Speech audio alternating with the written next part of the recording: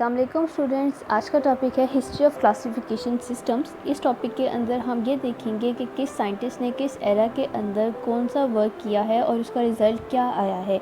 इसके साथ साथ साइंटिस्ट की रिसर्च ने क्या प्रूव किया और कौन कौन से ऑर्गेनिज़म्स को किस किस किंगडम के अंदर क्लासीफाई किया गया, किस तरह क्लासीफाई किया गया, किस बेस पर क्लासीफाई किया गया, ये सारा कुछ इस टॉपिक के अंदर डिस्कस करेंगे। क्लासिफिकेशन सिस्टम को सबसे पहले जिस साइंटिस्ट ने इंट्रोड्यूस कराया था वो ग्रीक फ़िलासफ़र एरिस्टोटल था। उस टाइम पे एरिस्टोटल ने जितने भी लिविंग ऑर्गेनिज्म डिस्कवर हो चुके थे उनको 2 मेजर ग्रुप्स के अंदर डिवाइड किया, जिसमें किंगडम प्लांटी और किंगडम एनिमिलिया कंसीडर किया गया। ग्रीक फ़िलासफ़र एरिस्टोटल के बाद 700s में एक साइंटिस्ट था जिसका नाम था अबू उस्मान उमर। उसने 350 स्पीशीज़ के कैरेक्टरिस्टिक्स को अपनी बुक के अंदर डिस्क्राइब किया।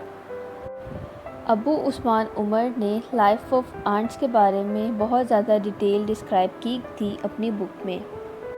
1172 में एक साइंटिस्ट था इब्न रुश्द, जिसने एरिस्टोटल की बुक को ट्रांसलेट किया अरबिक में। एरिस्टोटल की बुक थी दी एनिमा ऑन द सोल पे, जिसको इब्न रुश्द ने ट्रांसलेट किया अरबिक में। 15th सेंचुरी के एंड पे बहुत सारे बायोलॉजिस्ट ने क्लासिफिकेशन मेथड के ऊपर काम करना स्टार्ट कर दिया था। उस टाइम के जो बायोलॉजिस्ट थे उनका मानना ये था कि कोई ऐसा सिस्टम हो जो ऑर्गेनिजम्स के बारे में एक complete clear cut information provide कर सके, यानी कि जो ऑर्गेनिजम्स की सिमिलैरिटीज़ और डिफरेंसेस हैं उसको क्लियरली प्रूव कर सके। उस टाइम पे जो बायोलॉजिस्ट थे उन्होंने क्लासिफिकेशन सिस्टम के अकॉर्डिंग 2 किंगडम क्लासिफिकेशन और 3 किंगडम क्लासिफिकेशन सिस्टम को बनाया, लेकिन ये दोनों सिस्टम इतने प्रूवेबल, इतने वर्केबल नहीं कंसीडर किए गए, जिसकी मदद से इनको रिजेक्ट कर दिया गया और फिर 5 किंगडम क्लासिफिकेशन सिस्टम को इंट्रोड्यूस करवाया गया।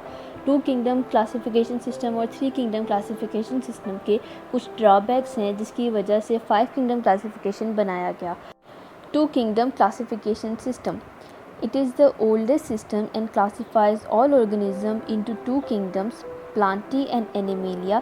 इस किंगडम को सबसे ज़्यादा ओल्डेस्ट सिस्टम कंसीडर किया जाता है और इस सिस्टम के अंदर सिर्फ प्लांटी और एनिमिलिया 2 मेजर ग्रुप्स ही कंसीडर किए जाते थे।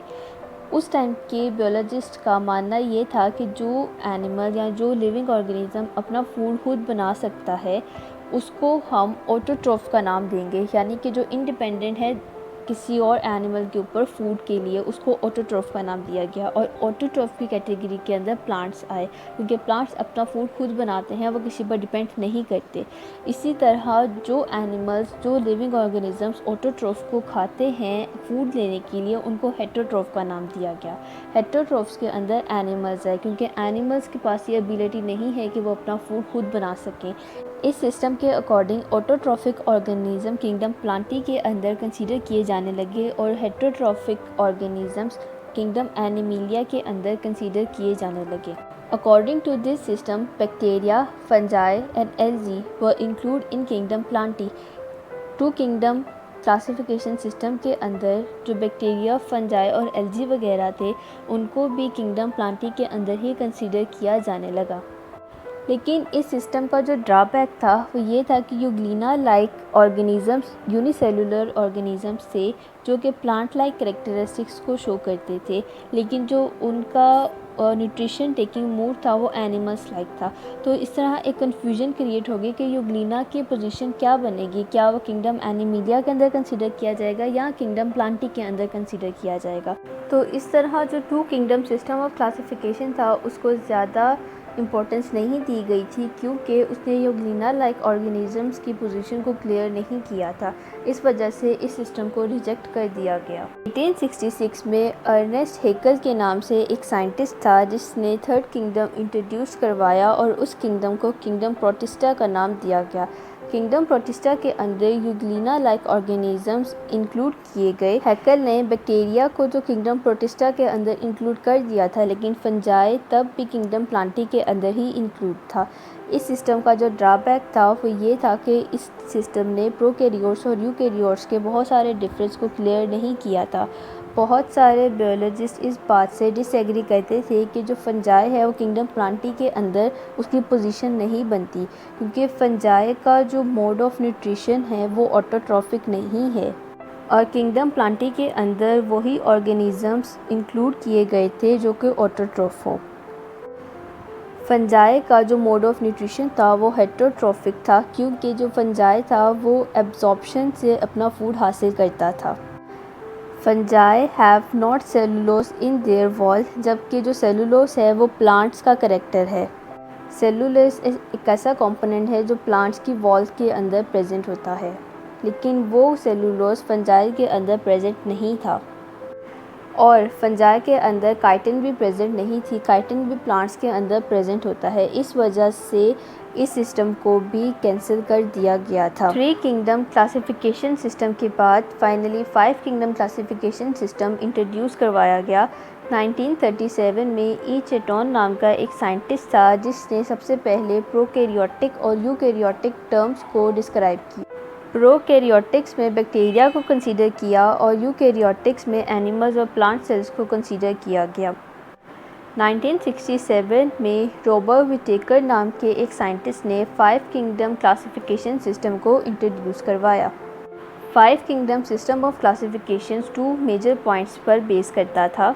The levels of cellular organisation, prokaryotic, unicellular eukaryotic and multicellular eukaryotic, यानी कि इस सिस्टम के अंदर जो ऑर्गेनिजम्स इंक्लूड किए जाएंगे उनका जो सेलुलर ऑर्गेनाइजेशन का पैटर्न होगा, या तो वो प्रोकैरियोटिक होंगे, या तो यूनिसेलुलर यूकैरियोटिक होंगे, या मल्टीसेलुलर यूकैरियोटिक होंगे। The principal modes of nutrition, photosynthesis, absorption and ingestion. इस सिस्टम के अंदर जो ऑर्गेनिज़म इंक्लूड किए जाएंगे उनका जो मोड ऑफ न्यूट्रिशन होगा, या तो वो फोटोसिंथेसिस करते होंगे, या वो एब्जॉर्प्शन करते होंगे, या वो इंजेक्शन का मोड ऑफ न्यूट्रिशन शो करते होंगे। इन 2 मेजर पॉइंट्स की बेसिस के ऊपर organisms are classified into 5 kingdoms: monera, protista, fungi, plantae and animalia. इन दोनों पॉइंट्स के बेस के ऊपर एनिमल्स को 5 बेसिक किंगडम्स के अंदर क्लासिफाई कर दिया गया। In 1988, Margulis and Schwartz modified the 5 kingdom classification systems of Whittaker. Margulis and Schwartz नाम के 2 साइंटिस्ट थे जिन्होंने 1988 में विटेकर का बनाया हुआ 5 किंगडम क्लासिफिकेशन सिस्टम को मॉडिफाई किया। They considered genetics along with cellular organization and mode of nutrition in classification. In 2 scientist ने जेनेटिक्स को भी सेलुलर ऑर्गेनाइजेशन और मोड ऑफ न्यूट्रिशन के साथ साथ कंसीडर किया। They classified the organisms into the same 5 kingdoms as proposed by Whittaker. और इन दोनों साइंटिस्ट ने भी जो सिस्टम विटेकर ने इंट्रोड्यूस करवाया था उसके अकॉर्डिंग ही ऑर्गेनिजम्स को क्लासीफाई किया।